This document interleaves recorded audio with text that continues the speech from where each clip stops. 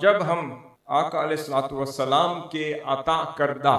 اس دستور مدینہ کا جائزہ لیتے ہیں تو اس کے 63 آرٹیکل ہیں اور 750 الفاظ پر مشتمل نظر آتا ہے۔ پہلی بات، کچھ لوگ جو مستشرقین کو مانتے ہیں، جو لوگ مغربی دنیا کے فلاسفہ اور فلاسفرز پر بھی یقین رکھتے ہیں، اسی دنیا کے بڑے ناموں میں سے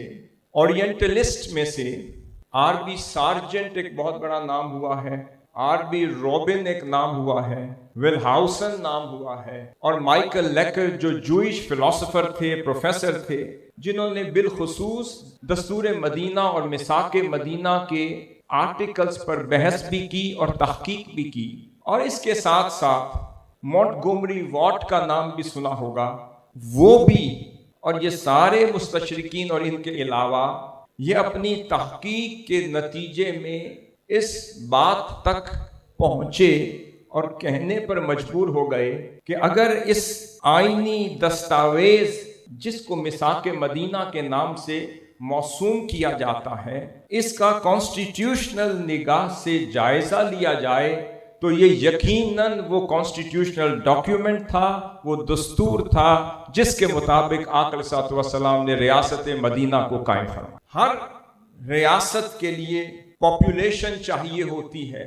آپ سمجھ لیں آقا علیہ الصلوۃ والسلام نے اس دستور مدینہ کا پہلا کانٹریکٹ جو سائن کیا وہ بین المسلمین، جو مہاجرین تھے جو مکہ سے آئے تھے، اور بین المؤمنین جو انصار تھے، جو آکیوپینٹس تھے، جو ریزیڈنٹس آف مدینہ تھے، جن میں اوس بھی تھے، خزرج بھی تھے، ان دونوں کے مابین ایک پہلا معاہدہ ہوا۔ پھر آرٹیکل 2 میں فرمایا کہ یہ سب مل کر ایک کمیونٹی اور ایک یونٹی بن رہے ہیں، اور اس لیے فرما دیا انہم امت واحدہ من دون الناس، یہ سب کے سب مل کر ایک امت بن گئے۔ اس کے بعد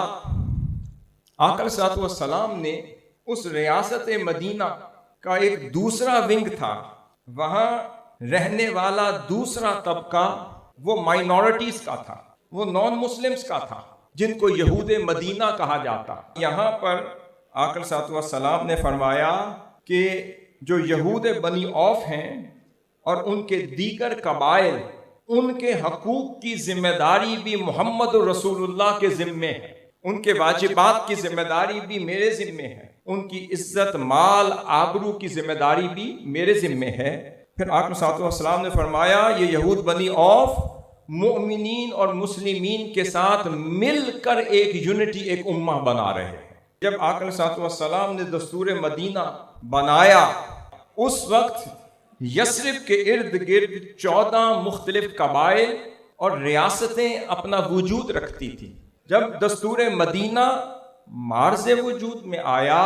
تو آقا صلی اللہ علیہ وسلم نے ان 14 ریاستوں کو اور قبائل کو شامل کیا، اور ان کی توثیق کے ساتھ، ان کے اتفاق کے ساتھ اور اتحاد کے ساتھ ریاست مدینہ کا آئین معرض وجود میں آیا۔ آپ نے فرمایا یہ جو پہاڑوں کے درمیان جو دامن ہے، یہ ٹیریٹری ہے ریاست مدینہ کی، اور کوئی ریاست اپنی ٹیریٹوریل اور جیوگرافیکل حدود کے بغیر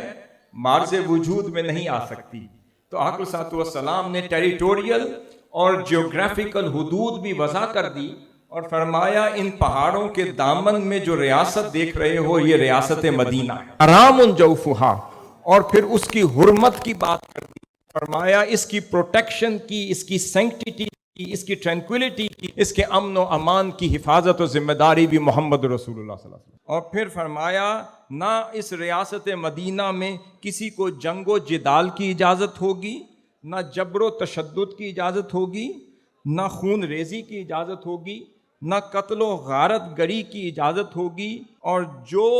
اوتھ آف ایلیجینس کے ذریعے سے ریاست مدینہ کا باشندہ اور سٹیزن بنے گا، اس پر کسی پر بھی ہاتھ اٹھانا حرام ہو۔